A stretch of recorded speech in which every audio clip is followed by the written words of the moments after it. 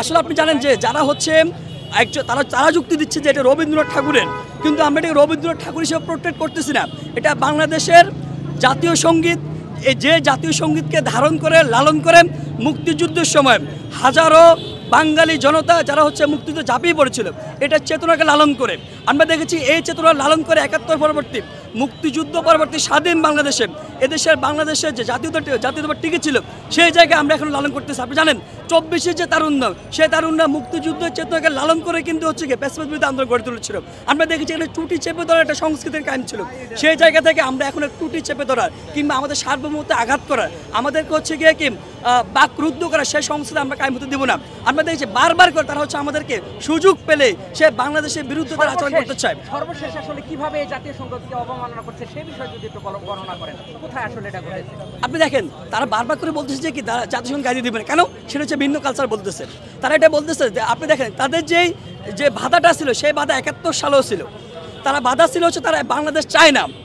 এখন এসে যখন আবার সুযোগ পেয়ে আবার হচ্ছে তারা আজকে জাতীয় সঙ্গীত অন্যদিন আরেকটা বিষয় আগাবে। সেই জায়গায় আমি বলতে চাই সার্বভৌমত্বের প্রশ্নে, বাংলাদেশের মুক্তিযুদ্ধের চেতনার প্রশ্নে, বাংলাদেশপন্থী যে কোনো চেতনার প্রশ্নে তারা যদি আস্তে আস্তে তারাকে গ্রেজুয়ালি আগাতে চাচ্ছে, সেটা আমরা প্রথম দিন তারা বন্ধ করতে চাই। আমরা বলতে চাই, আমরা হুঁশিয়ারি করে দিতে চাই যে না, বাংলাদেশের প্রশ্নে, বাংলাদেশের চেতনার প্রশ্নে, বাংলাদেশপন্থীদের প্রশ্নে কোনো আপোষ নেই। সেটা আমরা আজকে প্রোটেক্ট করেছিলাম। ধন্যবাদ। আপনারা কি এটা চালিয়ে যে জাতীয় সঙ্গীত ধারণ করে আমাদের ২৪শে তারুণ্যরা ২৪শে প্যাসিবাদ হরিয়েছিল, আমরা সেই জাতীয় সঙ্গীতকে ধারণ করতে চাই।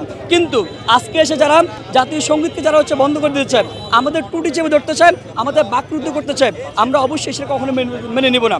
আমরা এটাকে কোনো ব্যক্তির কোনো রবীন্দ্রনাথের গান হিসেবে দেখতেছি না। এটা আমাদের মুক্তিযুদ্ধ চেতনা, এটা আমাদের জাতীয় চেতনা, এটা জাতীয় সঙ্গীত, আমাদের সার্বভৌমত্বের বিষয়। সার্বভৌমত্বে যারা আঘাত করতে চায়, যারা বাকরুদ্ধ করতে চায়, ২৪শে তারুণ্য, ৭১ পন্থী তারুণ্য, বাংলাদেশপন্থী যারা আছে তারা কখনোই সেটাকে মেনে নেবে না।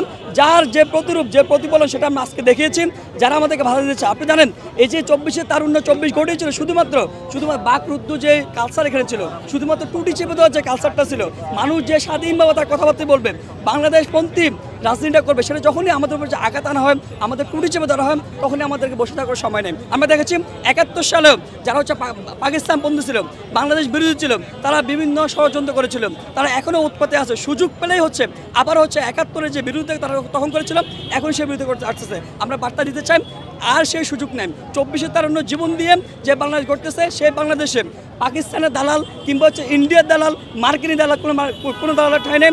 এখানে আমাদের জাতীয়তার প্রশ্নে, বাংলাদেশের প্রশ্নে, সার্বভৌমত্বের প্রশ্নে, মুক্তিযুদ্ধ চেতনার প্রশ্নে কোনো আপোষ নাই। সেই জায়গাটা আমরা বার্তা দিয়েছিলাম। For more updates, follow us on Facebook, subscribe our YouTube channel, get the latest update on www.daily-sun.com.